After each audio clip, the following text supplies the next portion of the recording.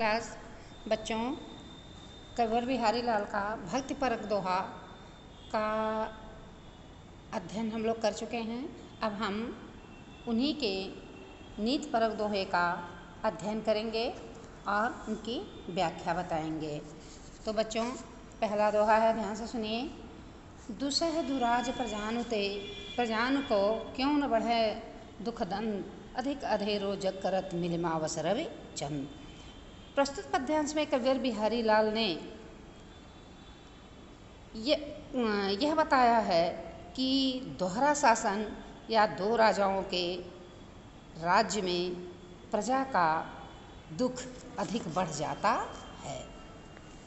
व्याख्या है बच्चों कि दो राजाओं के राज्य करना एक साथ प्रजा का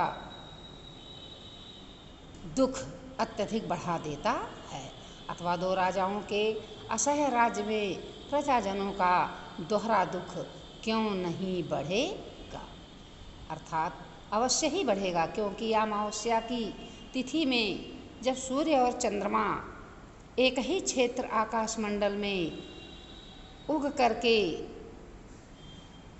अपना राज्य फैलाते हैं या दिखाते हैं, तो पृथ्वी लोक पर अंधेरा छा जाता है, अर्थात पृथ्वी लोक के लोग दुखी हो जाते हैं, क्योंकि अमावस्या तिथि को ही ग्रहण लगता है। आगे देखो बच्चों, बसे बुराई जासुतन ताही को सन्मान, भलो भलो कही छोड़िए खोटे ग्रह जब दान। प्रस्तुत दोहे में बिहारी ने दुष्ट व्यक्तियों की क्या स्थिति होती है बड़ा ही सोच समझ करके चित्रण किया है। कविवर बिहारी लाल कहते हैं कि उक्ति है कहावत है ऐसा कि जिसके शरीर में बुराई बसती है उसी का संसार में सब लोग सम्मान करते हैं। और उसके बाद उदाहरण भी देते हैं, कहते हैं कि जैसे अच्छा ग्रह तो अच्छा कह करके छोड़ दिया जाता है, क्योंकि उस ग्रह से कोई नुकसान नहीं होता है, बल्कि उनका फायदा ही होता है, लाभ ही होता है। लेकिन जो ग्रह खोटे मीन्स छोटे होते हैं, या जो ग्रह उनका कमज़ोर होता है, उसी को लोग जप और दान के द्वारा उसको शांत करते हैं, क्योंकि उस ग्रह से व्यक्ति का नुकसान होता है, तो उसके दान के द्वारा और जप के द्वारा उन ग्रहों को शांत किया जाता है। अगला देखो बच्चों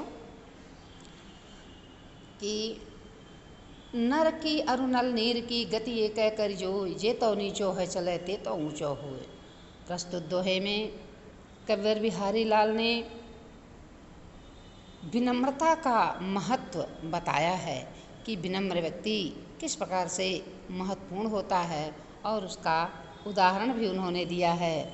कह रहे हैं कि नर का अर्थात मनुष्य का और नल के पानी की स्थिति एक ही जैसी होती है, या होना भी चाहिए। मनुष्य जितना ही नम्र आचरण करता है, व्यवहार करता है, उतना ही वह श्रेष्ठ होता है। इसी प्रकार नल जितना ही नीचे गलाया जाता है, या उसका पाइप जितना ही नीचे तक जाता है, तो पानी उसका उतना ही ऊपर अर्थात अच्छा होता है। आप लोग भी सुने हैं कि नल की जो पानी होता है वह जितना ही नीचे से प्राप्त किया जाता है उतना ही वह स्वादिष्ट होता है। उसी तरह से मनुष्य भी जितना ही विनम्र होता है, यहाँ नीचे का तात्पर्य है मनुष्य की विनम्रता से, उतना ही वह महान होता है। अगला देखिए, बढ़त बढ़त संपत्ति सलिल मन सरोज बढ़ जाए, घटत घटत सुना फिर घटे बर समूल कमिलाए। कविवर बिहारी लाल कहते हैं कि धन और मन का बढ़ना किस प्रकार से व्यक्ति के लिए हानिकारक होता है और क्या क्या उसको अपना खोना पड़ता है। तो व्याख्या में सुने। बढ़त बढ़त संपत्ति सलिल मन सरोज बढ़ जाए, घटत घटत सुन फिर घटे बरु समिल को मिलाए।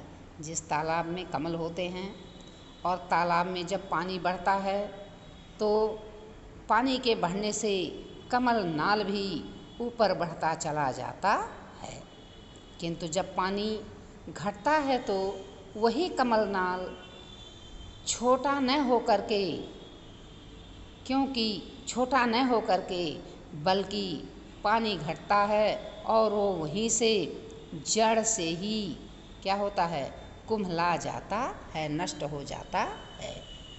तो मनुष्य धन बढ़ने से उसका मन बढ़ जाता है, वह उच्चाकांक्षी हो जाता है, लेकिन जब धन घटता है तो उसकी उच्चाकांक्षा खत्म नहीं होती है, बल्कि वह उसका वहीं से विनाश हो जाता है। अर्थात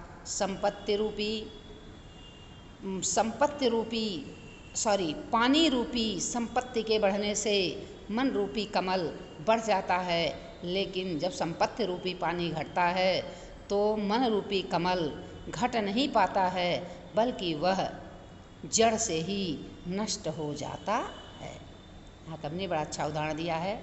अब बच्चों ध्यान से सुनो।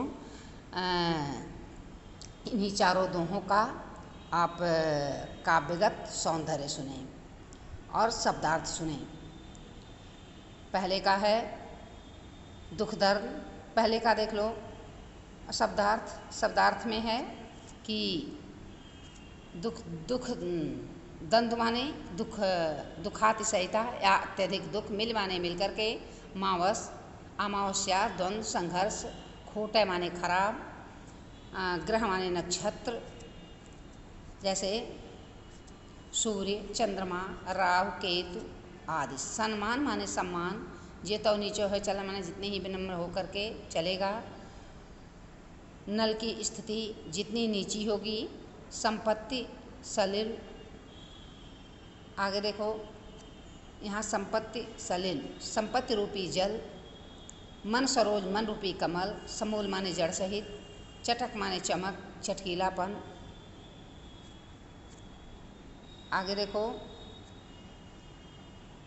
अब बच्चों आपके पहले दोहे का काव्यगत विशेषता यह है, जो अभी बताया है, कि दुसह दुराज वाला दोहरा शासन में प्रजा का दुख अधिकाधिक बढ़ जाता है, क्योंकि दोनों के आज्ञा पालन, दोनों के लिए अलग